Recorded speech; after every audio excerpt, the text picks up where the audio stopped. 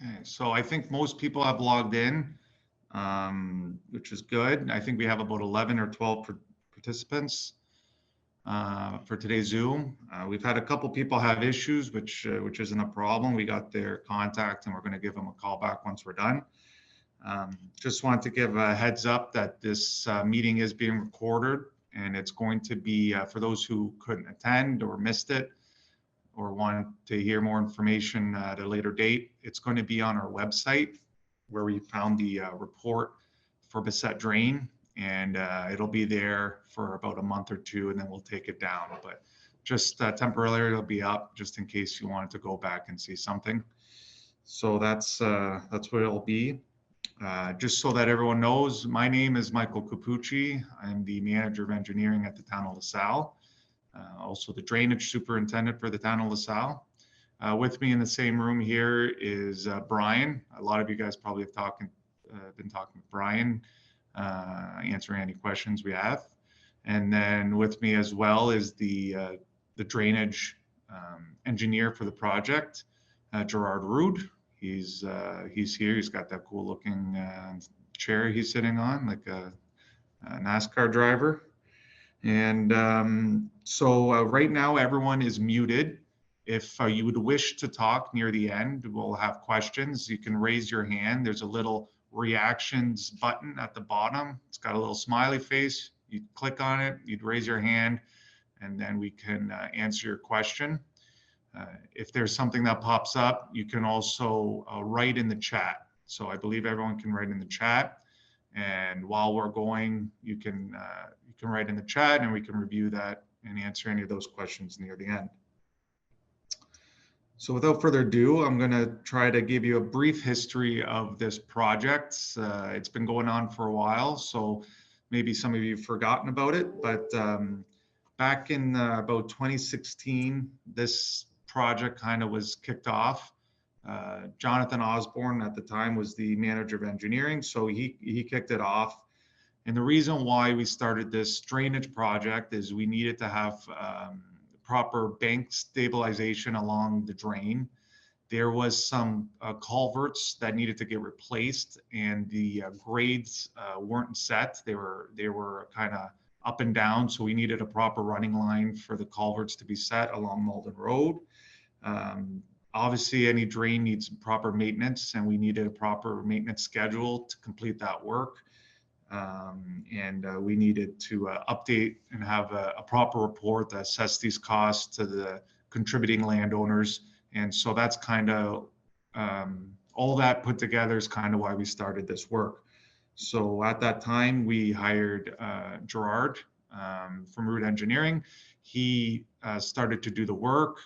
And we're here. It took a little bit longer. COVID kind of came into play. There was a shifting of staff, and other municipal drain projects also came.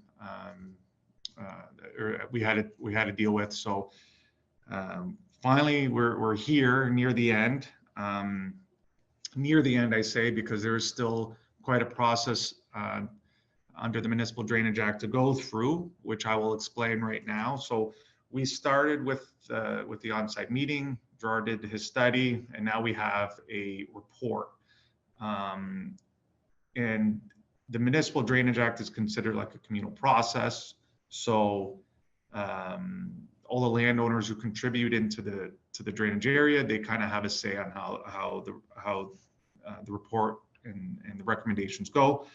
So we have this report, and the next step in the process is to bring this report to council, and that's called the meeting to consider. So within a week or two, maybe 2 weeks, you'll get another letter in the mail telling you about another meeting called the meeting to consider. And that's when this report, the engineering merits of this report, get presented to council, and council determines if we should continue or not.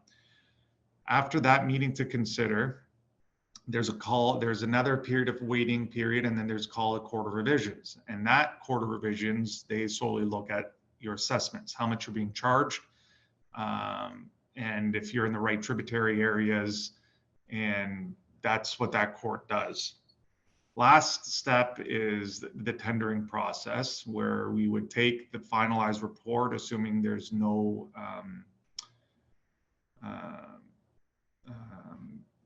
assuming everything goes well and there's no the word's slipping my mind, but there's no, I'll call it grievances to the report. I had to go to tender, and the tendering process is the last step where the report has already been approved and there's been a bylaw adopted. That whole step, that whole process is about 6 months out from now. So if we wanted to tender, we'd probably be looking at late fall to tender this work, just because the required steps and timelines we have to take in the Municipal Drainage Act. So you're probably wondering, why are we here today? So the reason for this PIC, it's very informal, and the idea is to just give you guys as much information as we can. Any questions you have, please ask them. If you missed, or if you know someone who's missed this meeting, that's okay. They can call in, they can email, they can come in to town hall, and we can address any concerns you have. The reason for the PIC is to let you know what the next steps are, that we have a report that we're going to be presenting to council. And if you have any issues, so if there's any issues, you have any questions that you might have, we'd like to address them now, so that when we do present the final report to council, your issues have been heard, your voices have been heard. It goes a lot smoother that way. And I feel that we're more open with you, the residents, and the affected landowners. So that's kind of why the PIC is here. Like I said, if we don't answer your question here, by all means, give us a call, send us an email, or come in, and we'll be happy to address any concerns you have. And I'm sure there's going to be some changes with the report that comes out of this, and we'll make those changes, update the report, and redistribute it to everyone prior to the meeting to consider, which is the next step in the municipal drain process. So I believe that's kind of a good outline of everything. So at this point, I think I'm going to give it to Gerard, who's going to kind of explain what the outcome of the report was generally, and go over a couple talking points, outlet liability and special benefit, which I think most people are who've read the report and looked at the assessment schedule are probably concerned about. So I'm gonna give that to Gerard right now. Thank you, Mike. So basically with our appointment, we got input during the on-site meeting on some of the concerns about bank stability problems and concerns with bridgehead walls, as well as other issues. So once the on-site meeting was completed, we arranged for our survey crew to go out and survey basically the open portion of the Bessette drain that extends from the Canard River North Branch in a northwesterly direction up to Malden Road, and then up along Malden Road to where the drain enclosure was created when Stantec installed the new water main system replacement and had to enclose the drain in order to be able to achieve that work to be carried out and conducted. So our research and survey basically indicated that there's significant problems with the open drain portion, as well as the access bridge, the number of the access bridges along the length of the drainage works. And that included the input that we got from owners with their concerns on end walls, pipe lengths, and stuff like that. So we incorporated all of that input information that we've received so far to establish the final scope of work, because as an engineer appointed under the Drainage Act, we have to investigate the drain and provide for restoring it back to the original report, so that it will provide the level of performance, capacity, and everything that doesn't create the risk of adverse impacts such as damages, ponding, flooding, bank erosion, slumping works, and stuff like that as well, that occur as a drain gets older and older. So we've provided for the required construction details within the report to handle that situation along the open drain portion.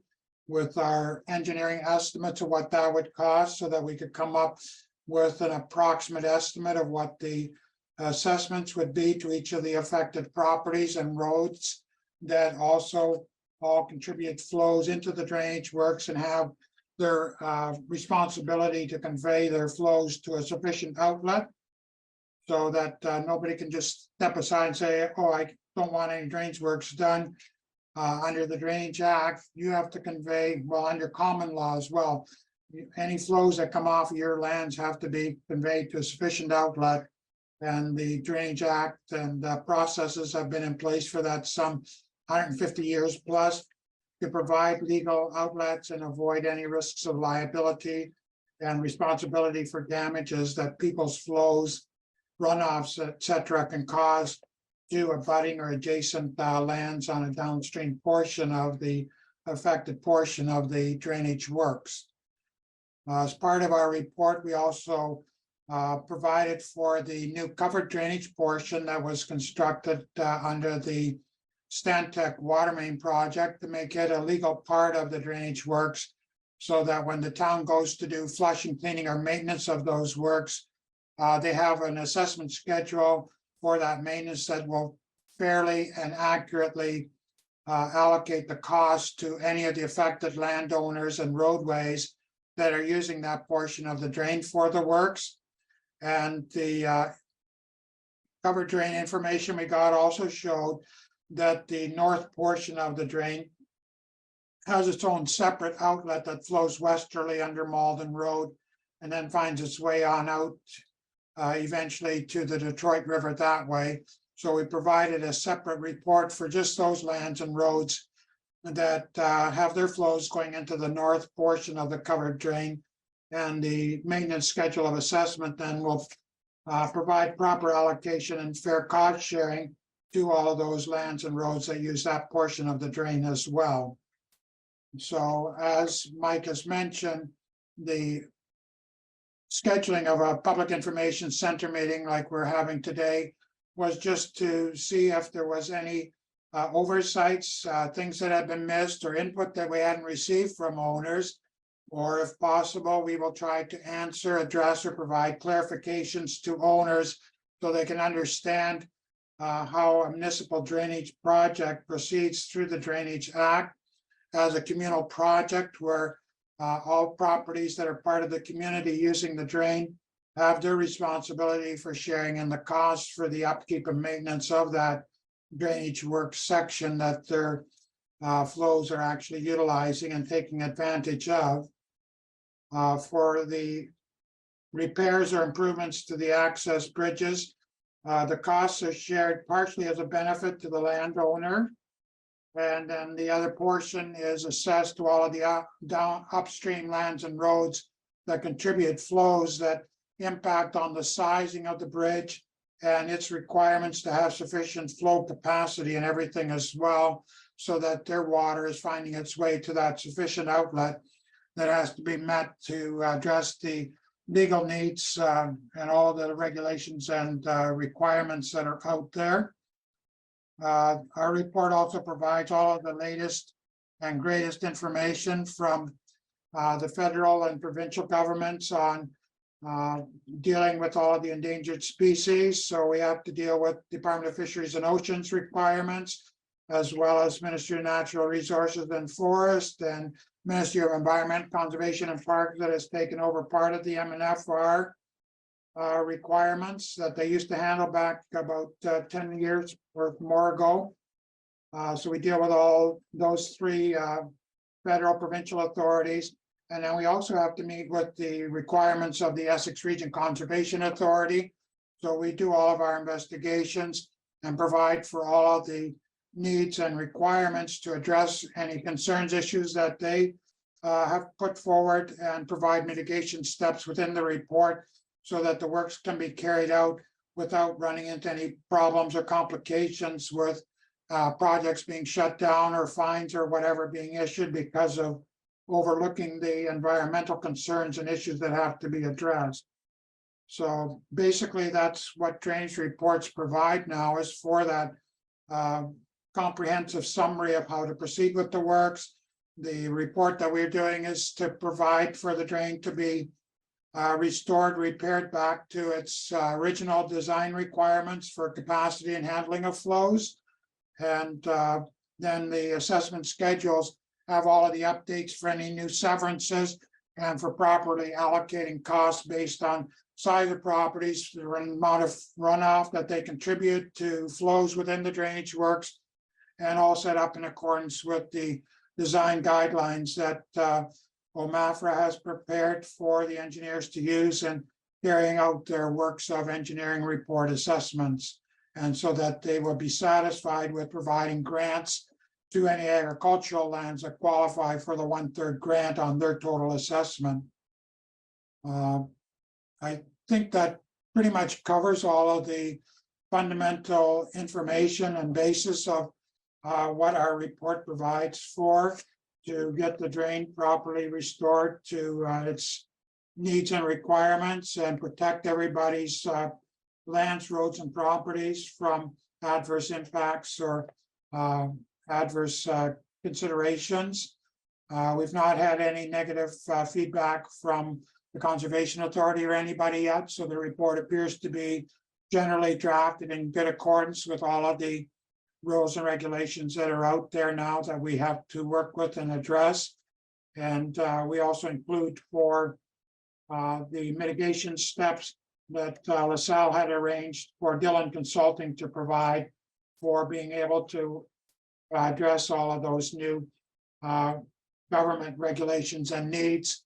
So that's all available for making sure that all works are carried out properly and meet all of our new requirements that the governments have set out for any repairs, improvements to municipal drainage works pursuant to the Drainage Act. So if there are questions at this point, we can have the town staff or myself try to answer, provide clarifications there as best as we can.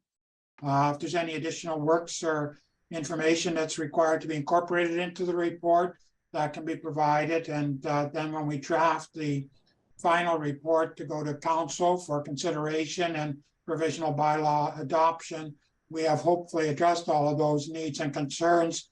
So that'll avoid the need for sending the report back for reconsideration, which then just increases the overall cost and processing and delays the carrying out of the works and getting the drain repaired and improved to the needs that it's supposed to satisfy and meet legislatively. Yeah, so that was good, Jor. Thank you for the overview there. So again, that's kind of all we had to present. I would say we have the process that we have to follow for the Municipal Drains Act. We have the report that's now complete, but obviously we're here to discuss if anything was missed or forgotten. And then and as part of this meeting, we asked if if someone would like to speak at the meeting. We've had 3 people request that. I think on the call, there's a Drulard, a Lowe, a Johnson. I don't see any Johnsons on the call, so maybe I missed it. But if you do have a question, I see someone's wrote in the chat. You can use the chat. You can use the reaction button and select raise hand, and then we'll eventually get to you. And like I said, if you're happy with that information, you can listen, you can leave, or you can call the office and we can discuss it further. So so there's a Gerard or oh, actually I see Lowe. Okay, so Lowe, we'll add you in right now. There'll be a little thing on your screen you'll need to click, and we'll be happy to help you. And then we'll go through with the other questions after that. Nick.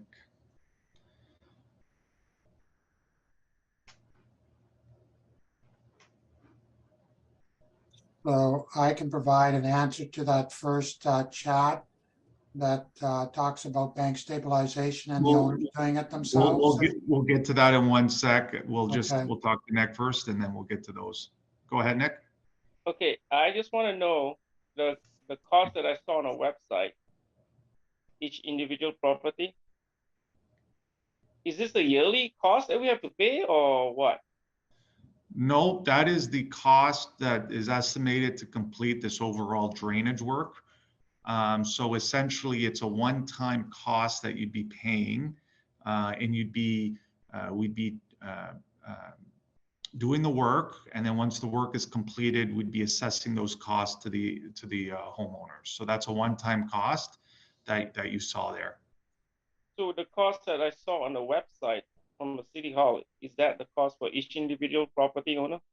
Right. So every individual property owner has their own cost. And the reason why is different people have different sized lands. They contribute at different amounts of water. It depends on where their property is adjacent to the drain or further in the drainage boundary. They may have a culvert, they might not have a culvert. So everyone's assessment is different. It is different. But each assessment, there's a reason why we came to that. It is a one-time cost. Once the work is complete, that cost does get assessed to the properties. And there are, to mention, there are town bylaws. So if you're over a certain amount, I think it's $500 or $1,000, you can choose to pay that all up front, or you can have it spread out over 10 years. And that policy is on the town's municipal drains website. So if you went to look at our drainage report, you would have passed that those payment bylaws as well. Okay. I just want to make sure it's not like No, it's just to do one-time cost. But if Yep. you guys have to do re-cleaning again, then you're gonna come back and say. So right now, the way to look at it is the report is addressing bringing the drain up to have a proper level of service,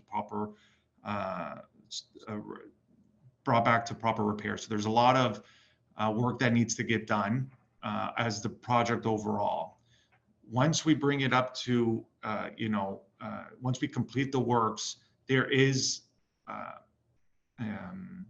ongoing maintenance, but that maintenance will be a lot less than that one-time fee that we're talking about right now.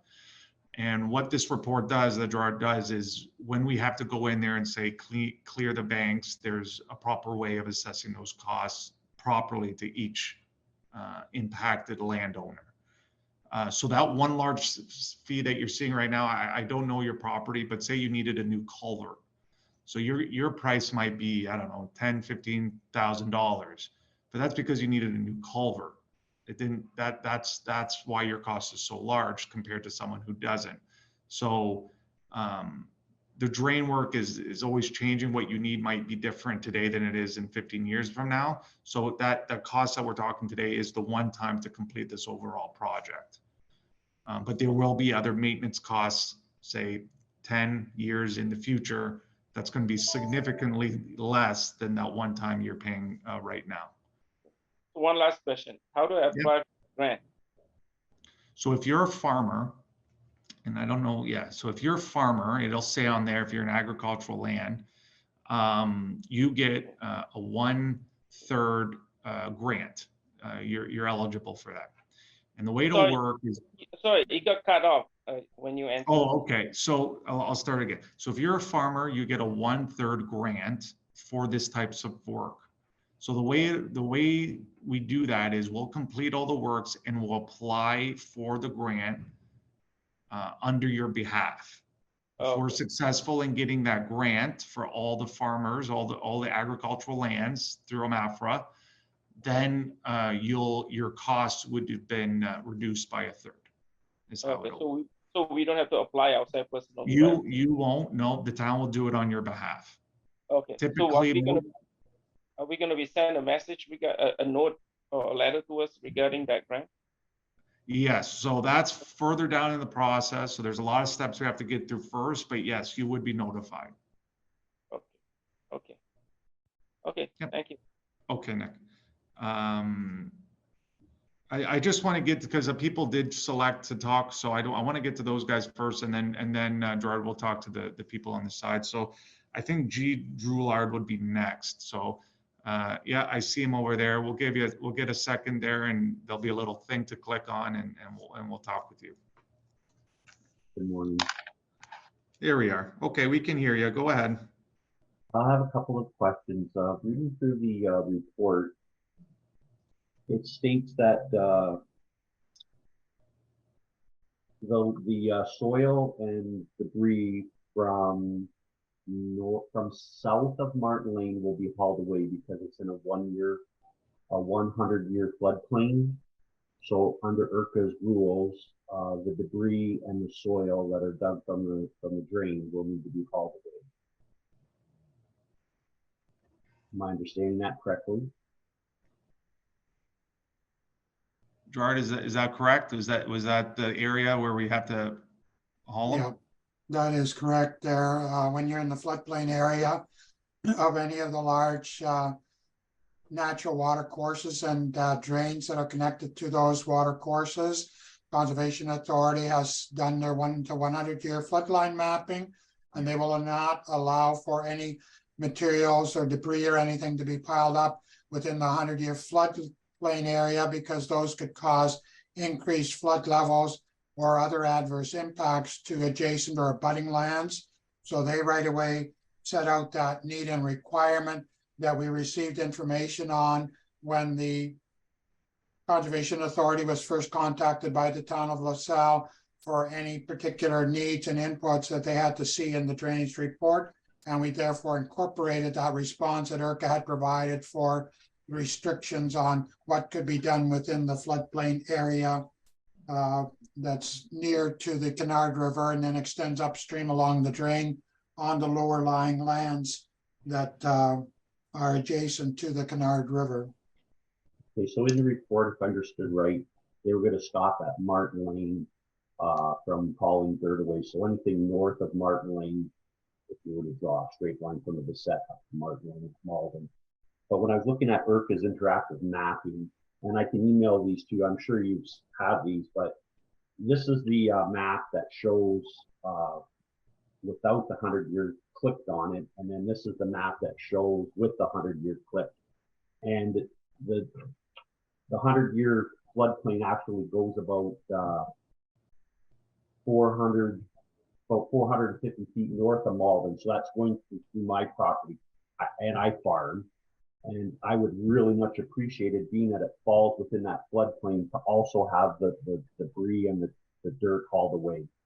My experience with other farms that I've worked where ditches have been dug, you can't replace what God did when He made the earth. So if we can stop the ditch banks from being raised, I would really appreciate that.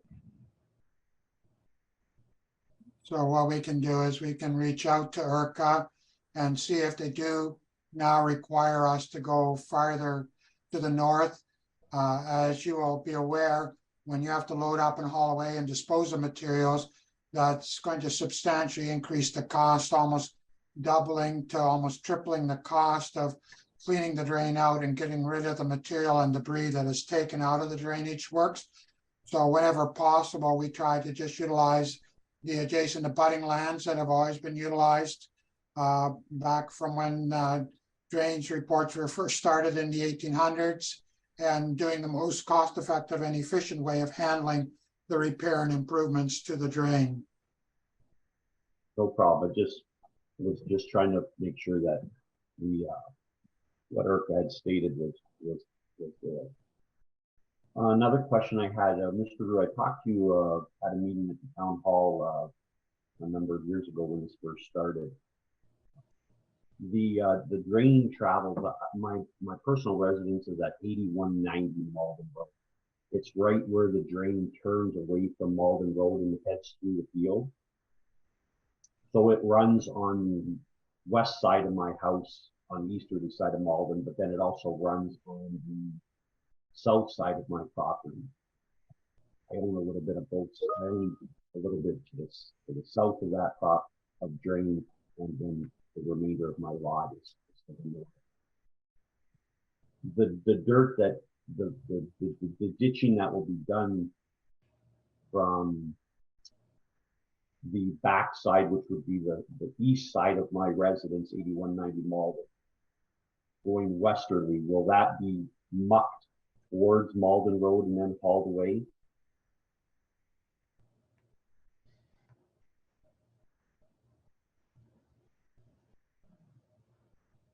any materials that come out of the drain adjacent to residential lots, lawn areas, and developed sites does have to be loaded up and hauled away as part of the works.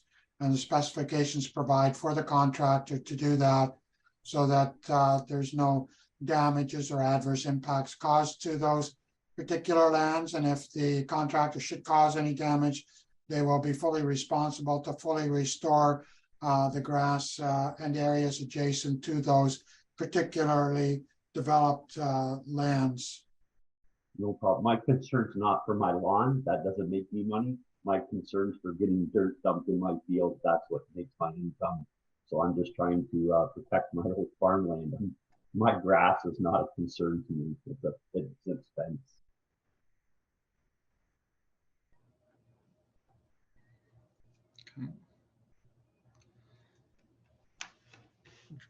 Gerard, now, if we damage any crops, there's provisions for that as well, correct? Oh yeah. That's correct. The allowances that we always provide in the report provide for use of the land and a value for crop damages that may result. A lot of times the works can actually be scheduled when crops have been harvested, or if an owner is aware that the work's going to proceed, they will just keep their crops separated from the drain for the access corridor to carry out the works and the disposal of removed fill material along the course of the drainage works, where it can actually be spread onto the lands. And then the allowances also allow for the fact that sometimes those materials will affect the productivity of the lands by having to work it into the existing topsoil and grounds. So we allow for 3 years worth of damages to the properties to help offset any adverse impacts that disposal of material on the lands might cause. Okay. Okay. Mr. Drulard, is that satisfactory? Do you have anything else? No, I understand. Yes, and I understood those provisions before. And I will try and rotate my crops. If I have a schedule, like I schedule 3 years ahead of where I'm planting different crops. And I know it's hard for you to decide when this is going to be actually done, but the sooner you could let me know, the sooner I can plan what crops I'll plant where, which will help to mitigate, to make things easier for you also. Yeah. Okay. So that, yeah, that timeline is, I mean, this process, like I said, is about 6 months out from being able to tender. It's hard to believe, but so you think you'll be digging it next winter then?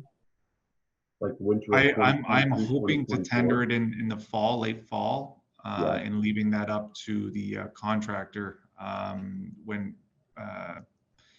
they would be able to get into the work. So this wouldn't be a next.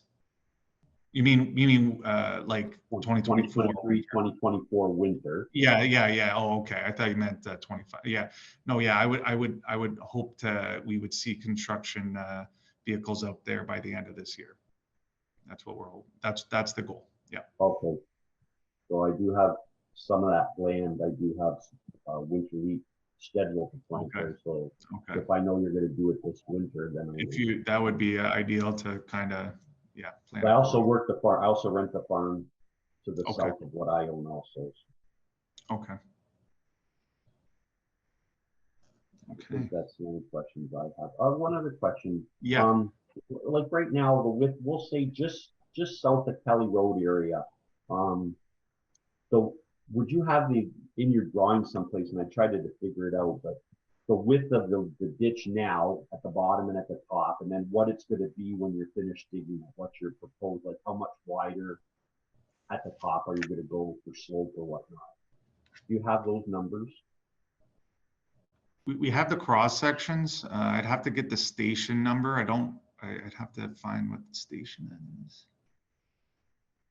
So it might be station 4. If I'm reading your map correctly.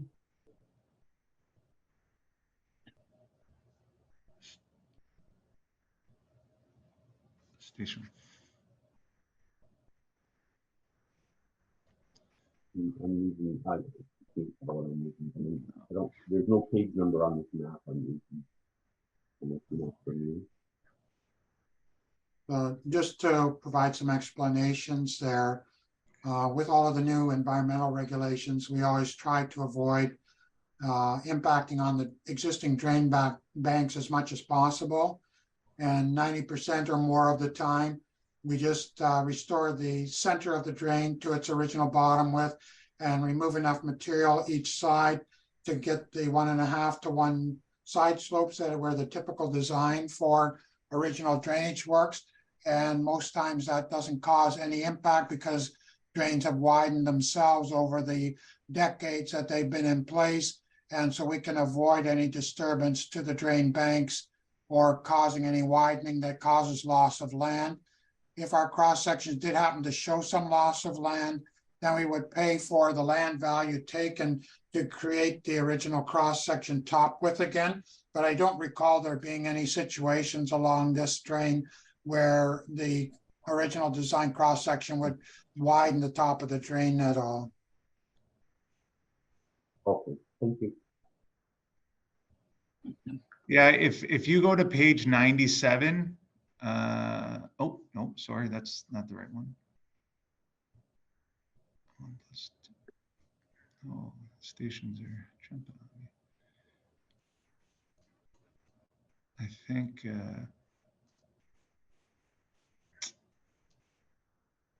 maybe page 99, there is station 1 plus 340. Again, it kind of shows what Gerard was saying. We're not really taking much out of the banks, just most out of the bottom. And it's pretty, I would almost say negligent in terms of the cut. No problem. Yeah. Okay. So That's I all think my questions. that's all my everything. questions. Okay, very good. Thank you. I guess, Gerard, you said you had an answer for one of the comments. Jay, I don't know if I can see if Jay wanted to discuss it, but what it seems major. So as far as drain bank stabilization, private owners have no rights to disturb municipal drains whatsoever. They have to notify the municipality, and the municipality is responsible for carrying out any works of repair or maintenance that's required to a municipal drainage works.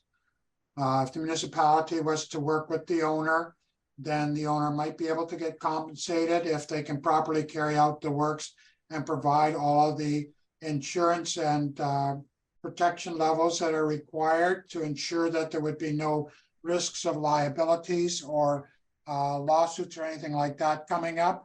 It could be done, but if an owner was or has just out of the blue taken on the works themselves, they have no legal right to do that, and there's no legislation or provisions available anywhere for compensating them for doing works that are not allowed to be done on a municipal drainage works by private owners. Yeah, that's pretty much what it comes down to is any work on a municipal drain is yeah, like as you said, is the municipality's responsibility. So even though that was a good thing that, you know, the banks are stable and are in good shape in that area, it's those costs aren't collected and redistributed to the person doing those works. It's the overall benefit to the overall drainage boundary. So the next question, and Jay, if you want to call in, we can discuss that more. Phil had a question. In order to determine cost to us, do we look at the cost associated with our roll number, then multiply by 0.66? I'm assuming, Phil, if you are a farmer, you can look at your schedule and it would say, so there's the maintenance, there's a construct, it'll say agricultural, and then it'll say non-agricultural. So if you're in the agricultural assessment schedule, then yes, that would be how you would do it. You would multiply by 0.66 if we're successful for the grant, and that's what your cost would be. So hopefully that answers your question. How much land do we have? How much land do we have to qualify for a grant for farmland? I don't actually know that. You have to be zoned agricultural and you have to be part of OMAFRA.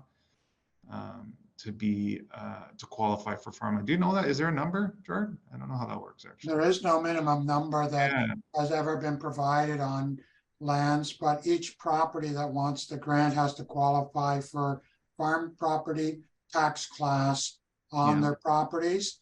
And there are special rules, regulations for how an owner can make application to have their land designated as farm property tax class by applying through OMAFRA and through the town to actually get that tax classification on their lands.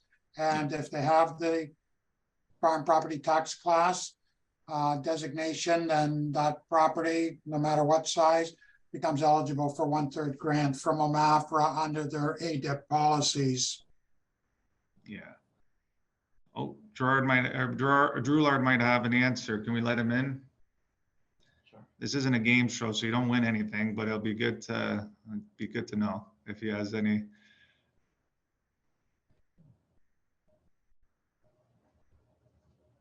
So to be considered agriculture, you need to have $7,000 worth of gross farming income. But if you have somebody that's farming your land and they are a registered farmer, they can sign a paper, and then that would be submitted, and it would be considered agricultural land then. So people that I rent land from, I fill paperwork out, and that shows that their land is being farmed under a legal farm. Okay, So that's how that would be. so you said 7,000 gross. 7,000 gross farming income. Correct. Okay, well, now I know. That's good.